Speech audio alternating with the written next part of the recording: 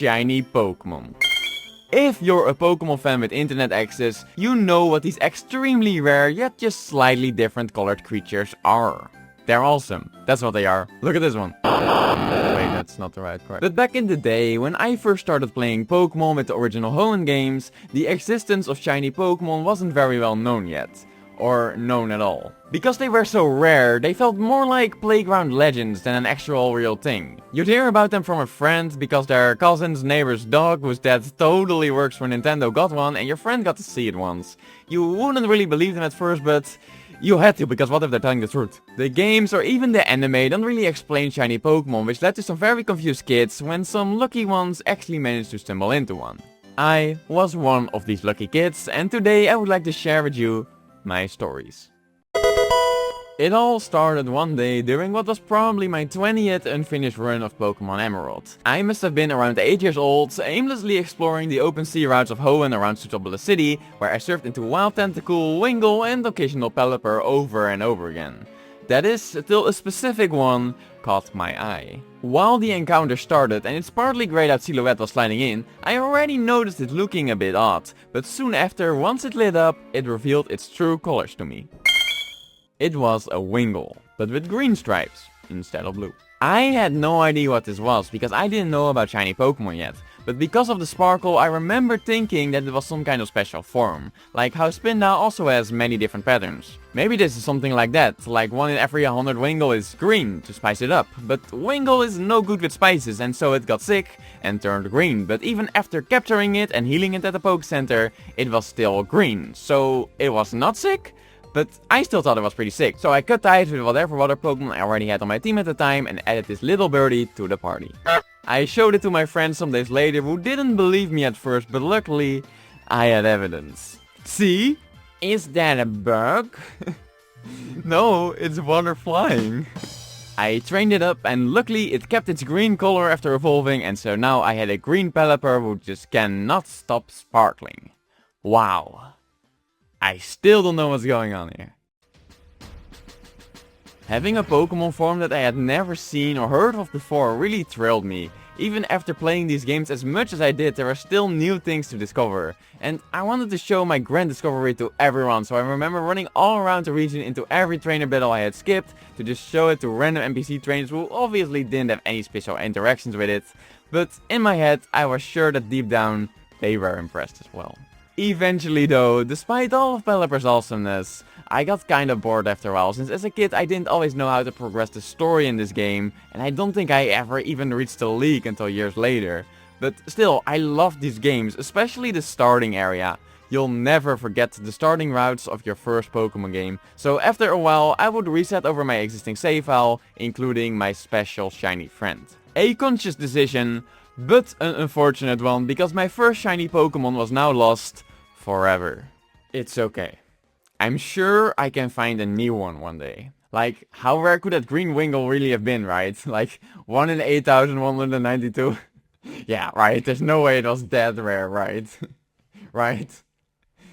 Please confirm my beliefs! So that was the end of my first shiny, but it was far from my last, because years later, after beating Pokemon Platinum for the first time, in the post-game area of Sinnoh, I would run into the shiny form of the extremely rare, majestic, fan-favorite Volbeat.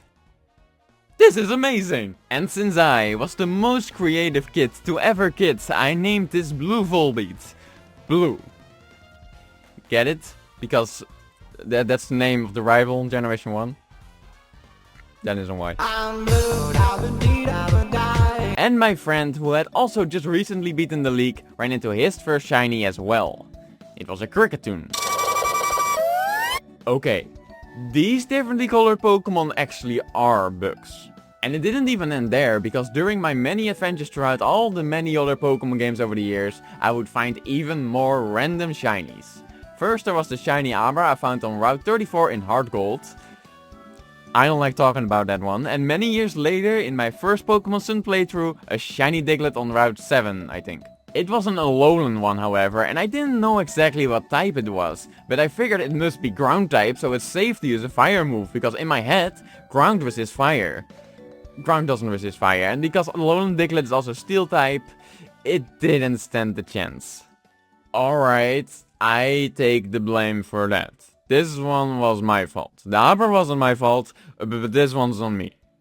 This one's on me. Wait, what's this? Oh, you still want to be friends even after that?